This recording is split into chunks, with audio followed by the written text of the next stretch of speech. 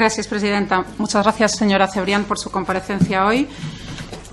Día 20º de huelga de los bomberos forestales, a los que agradecemos no solo su implicación como colectivo y su vocación de servicio en la extinción de incendios forestales, sino sobre todo ahora que lo están pasando muy mal. Esperamos que en la reunión que está teniendo lugar entre el señor Puig y el señor Sánchez aclaren ya de una vez cuándo se va a dar el aumento, la adecuación salarial y el paso a la Administración que están requiriendo desde hace tiempo. Y lo que me parece es vergonzoso, el tercer día de huelga de hambre de 2 bomberos forestales en Castellón y el silencio del Gobierno, tanto autonómico como central, al respecto.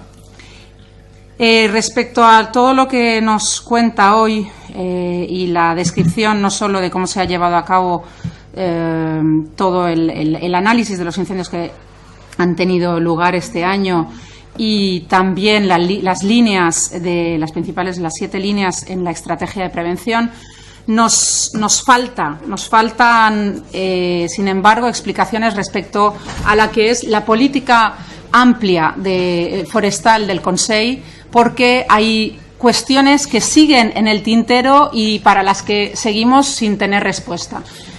La Ley Forestal Valenciana ha sido reformada este año, como usted bien ha recordado, y en ella se crean nuevos instrumentos o se recuperan figuras que existían ya en el origen, como por ejemplo los consejos forestales de demarcación. Nos gustaría saber en qué punto de desarrollo están esos consejos que permitirían la participación de los actores en cada demarcación forestal para decidir precisamente cómo esa gestión forestal sostenible se debe llevar a cabo. Por otra parte,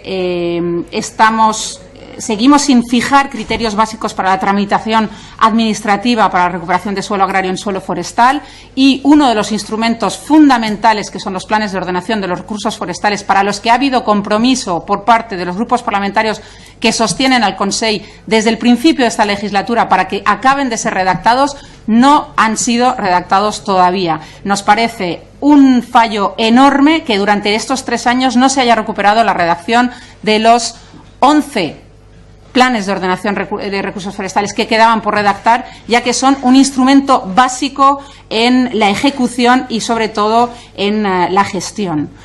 Por otra parte, como usted bien ha recordado, entendemos que es un problema la sustitución progresiva de las pináceas por especies autóctonas, pero, desde luego, los PORF deberían servir para identificar en qué zonas de las demarcaciones esos cambios se tienen que llevar a cabo, y tenemos claro que esa carga incendiaria que supone la masa de pináceas en exceso representa una amenaza.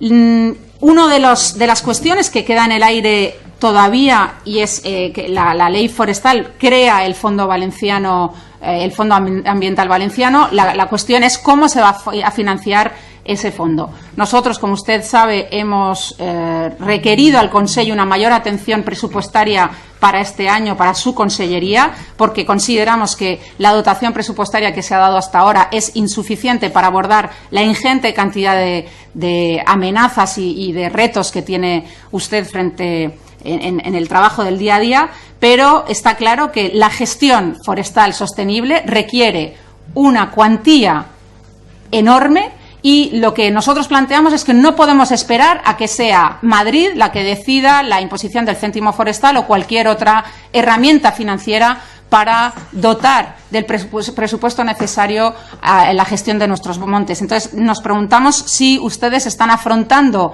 ese reto de alguna manera y se están buscando soluciones a cómo financiar por el pago por servicios o cualquier otro instrumento para financiar la gestión.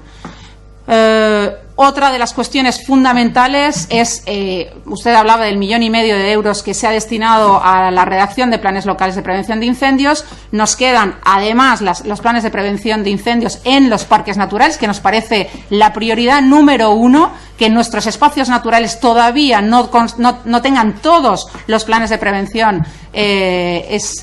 Todos no se está aplicando en todos los parques naturales, y desde luego bueno, salió una noticia este año, no lo estoy diciendo yo.